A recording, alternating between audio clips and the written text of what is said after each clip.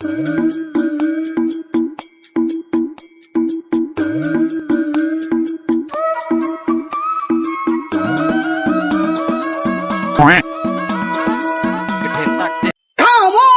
মন্ত্রী সাহেব, তুমি আমার ছাতা না ধরে আমি গরমে ঘেমে যাচ্ছি, তুমি কি এতে দেখতে পারছো না? না না না মরাবাস, এই ছাতি তো সব সময় খোলে না। এই ছাতি আপনার যে উপহার দিয়েছে, এই ছাতি গরমের সময় বন্ধ হয়ে যায় আর শীতের সময় খুলে যায়। মন্ত্রী মশাই, তুমি কি এই ছাতি দিয়ে আমার পোঙায় বাজ দিতে যাচ্ছ? না মরাবাস, আপনি কি বলছেন? চলেন আপনার এগোই রাজ্যের দিকে। তাহলে আমরা এগোই। শোনো, তোমাদেরকে আজকে একটা কথা বলি, একটা গল্প বলি। আমি যখন ইয়ং ছিলাম তখন কিন্তু আমার সাথে একটা মেয়ে প্রেম করতো।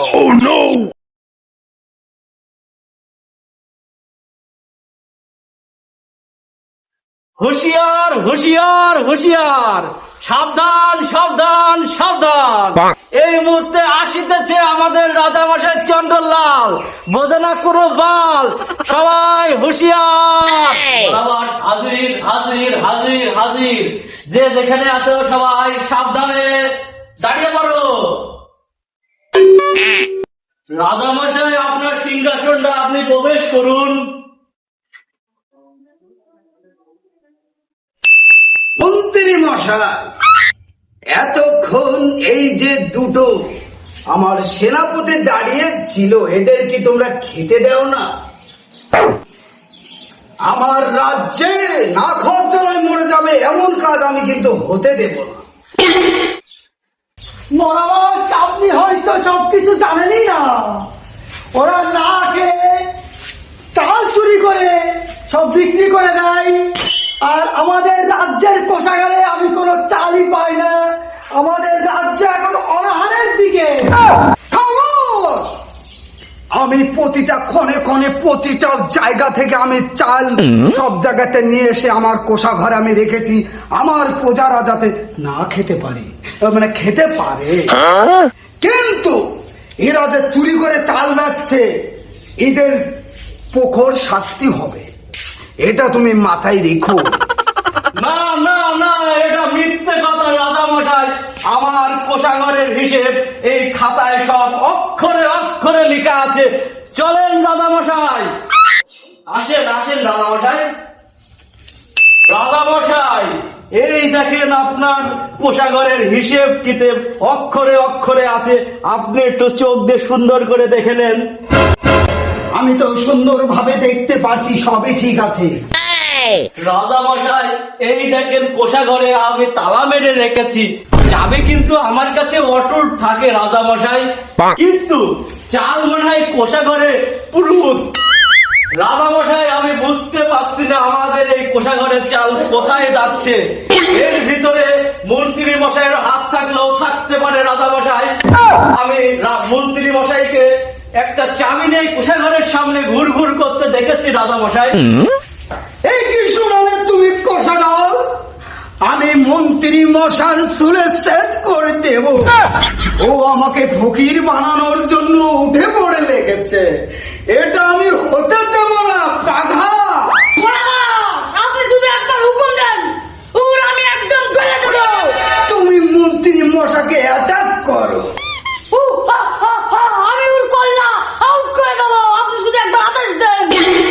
আমি তোমাকে তো আদেশ দিয়েছি বাঘা, আর আমার সেনাপতিরা কোথায়? মন্ত্রী করে মন্ত্রীকে এই মুহূর্তে ওকে আটকাও, ওকে ধরো। সেই গেলাম। মরাবাস, আপনি যদি আদেশ দেন আমি একটা কথা বলতে পারি। খামোশ!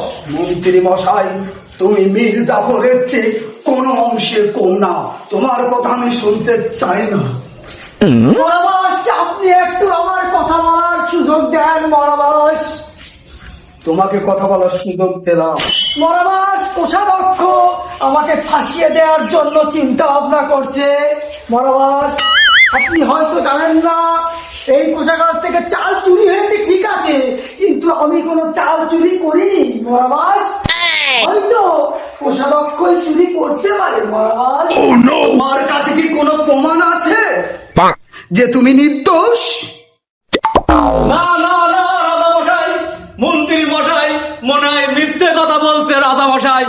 আপনি ওকে চেক করেন রাজা মশাই। না না না মহারাজ, আমাকে ফাঁসানোর জন্য কোষাধ্যক্ষ এটা করছে। আর হয়তো আমার এই মন্ত্রিত্ব পদ সে কেড়ে নিতে চায়, আপনার পাশে হয়তো মন্ত্রীর পদ নিয়ে দাঁড়াতে চায়, এই জন্য আমার চোরের বদনাম দিচ্ছে কোষাধ্যক্ষ। মহারাজ আপনি এখন নির্ভয়ে আমাকে চেক করতে পারেন। আমার তো কোনো ভয় নেই। আমার রাজ সিংহাসনের এত দিন কর মন্ত্রী মশাই, পেয়াদাগণ, বাঘা, তোমরা কোথায়? এখনই মন্ত্রীকে চেক করো। মহারাজ সেই দেশের চাবি পেয়ে গিয়েছি। মন্ত্রী মশাই, আমার বিশ্বাস করতেও কষ্ট হচ্ছে আজকে। এতদিন ধরে মন্ত্রী মশাই এ কাজ তুমি করতে পারলে? আমার খুব কষ্ট হচ্ছে। আমার চোখের সামনে তোকে নিয়ে যাও, ওকে ছুঁড়ে চড়াও।